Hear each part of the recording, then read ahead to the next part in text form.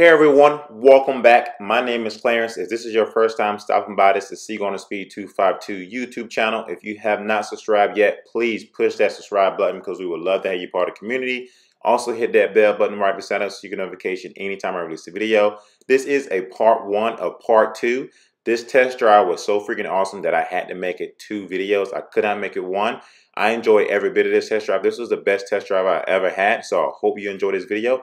Once again, please push that subscribe button and become part of Seagull on the Speed 252 family. Without further ado, let's hop into the video.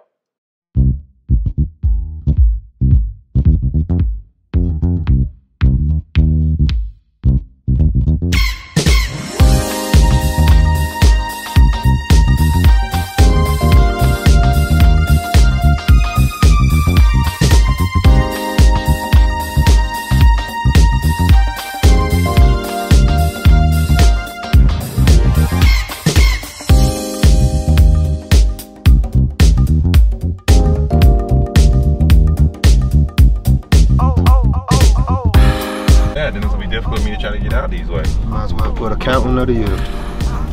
What? So you might as well put a counting of the year. What do you mean? Put your parking sign right there. Oh, you gonna sit in here? I'll watch the car. Do me a favor and wash it too.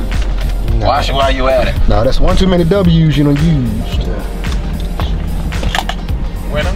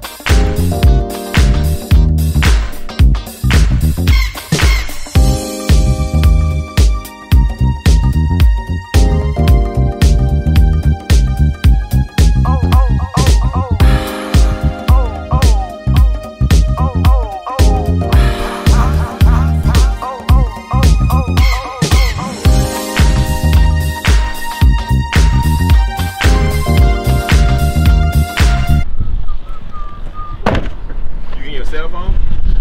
Yeah, let me get that. I got it. Okay, appreciate it. Porsche South Point. I've never been to a car dealership that has all yellow cars. All yellow cars. Yellow, yellow, yellow, yellow, yellow. I need to wash them.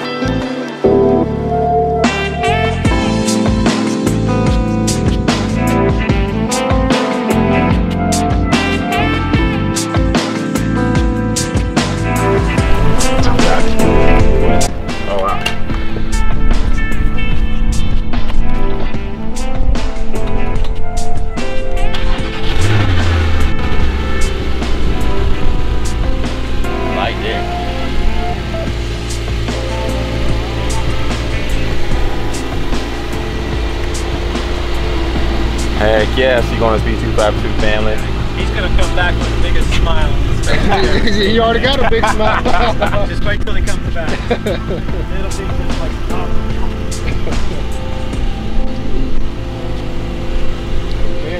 Can't have people back there.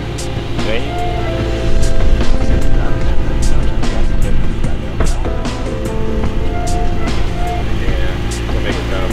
Alright, that's cool.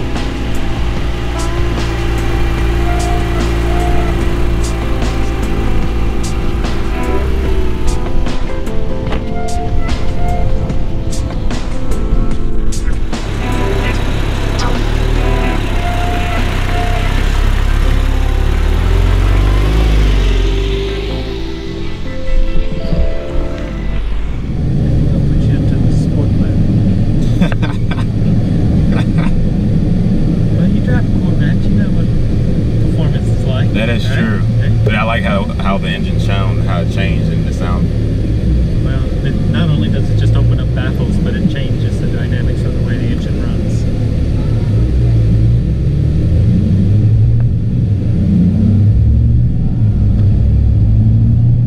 Oh wow!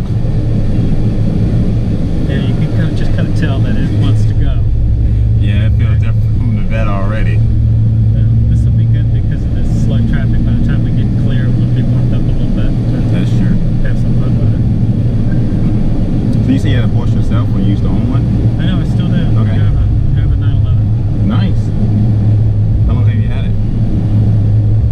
Close to 6 years now. Okay. Yeah. It's much older. It's a 1999, but it's what we call very raw at that time. It wasn't very refined. So you can have a lot of fun with that car, 60 to 90 miles an hour. Yeah. And keep it just on the edge of losing control. Where in this one, you have to go considerably faster to get that same sensations. Yeah, same feeling. Was a Porsche like a dream car of yours, or you just came up on something that you feel like you just wanted to get?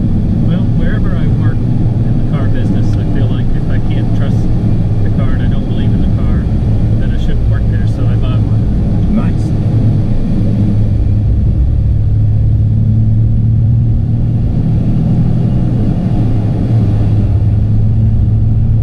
Now I am the guy, once again, like I used to say I hate Porsches because I feel like they were smaller cars.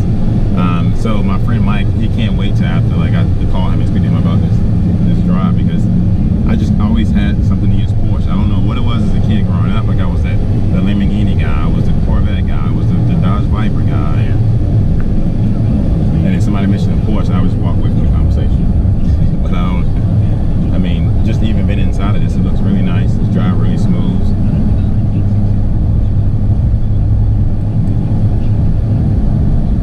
Down there where that blue car is, I want you to take a left. Okay. Down that way. Do you know the area pretty well? I do know the area pretty well, but I have not been like kind of back here on these back roads. Okay. Because you know, GM, right across the street, they usually let me come over there and literally take a car for the day and do whatever I want to do with it. But when I bought my Corvette, I didn't test drive it. I told you about the Corvettes out of the dealerships.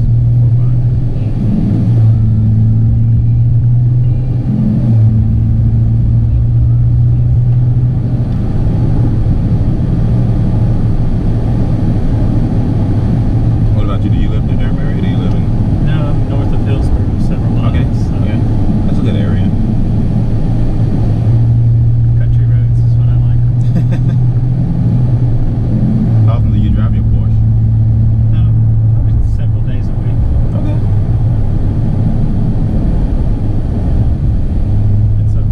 It's fun. And you say you go to the track with the guys sometimes, right? Yeah. And we go to the track a lot. Birmingham, Alabama. And do you? So, but you don't drive your car on the track. No. Okay. You drive company cars. Okay. I think I'll be going to Salt Lake City at the end of next month for test driving of the new 911 that's coming out. How much is that so far? They got a price on it already. Yeah, they're going to be in the 150 range, and It's not bad.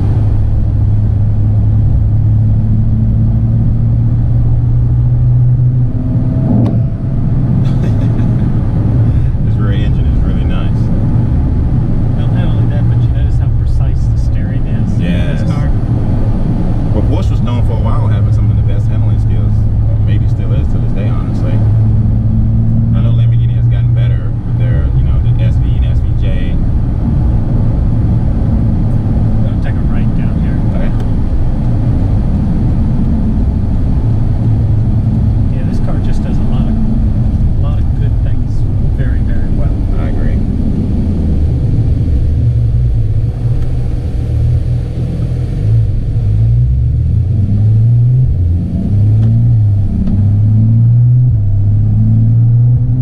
Love this dual clutch. You were right about that for sure. And the shifting is So precise. intuitive, and it's just a matter of seconds that you've gone through several gears and you don't even realize it.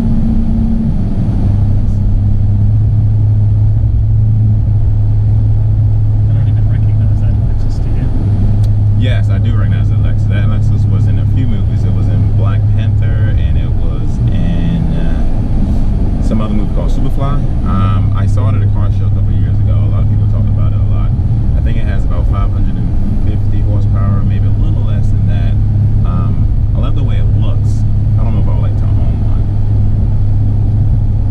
And I'm trying to remember what the Lexus number behind it, what it is. I guess it has an Acura spoiler on it. An Acura spoiler on it, for sure. If it's active or not. Yeah, it went back down.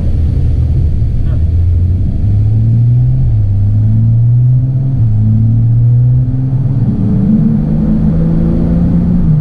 Yes, this is, heck yeah. I'm gonna have a lot of fun driving this on the track. And honestly, like, it definitely drives different from the Corvette for sure. How so? The handling, in my personal opinion, is a little bit better.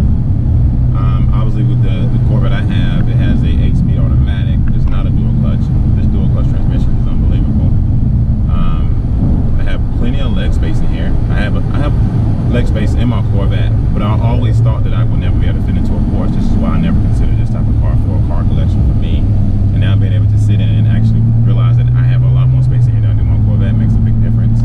I drove an Acura NSX, which is a mid-engine car, and I had no space in that car whatsoever. And the guy that was trying to sell me the car was like, "Oh, you're supposed to feel uncomfortable in a supercar."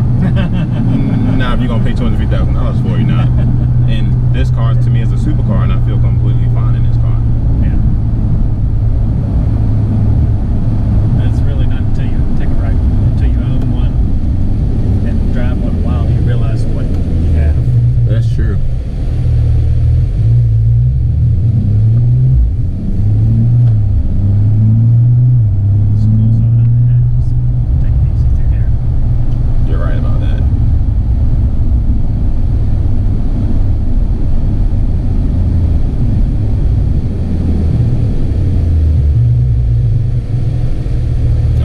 Chevrolet has been chasing the Porsche for a while with the Corvette. Yes.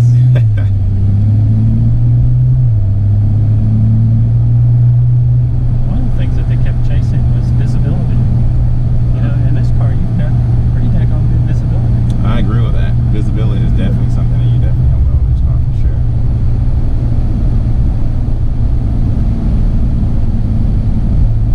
Looking at it as explosion on the TV, that seems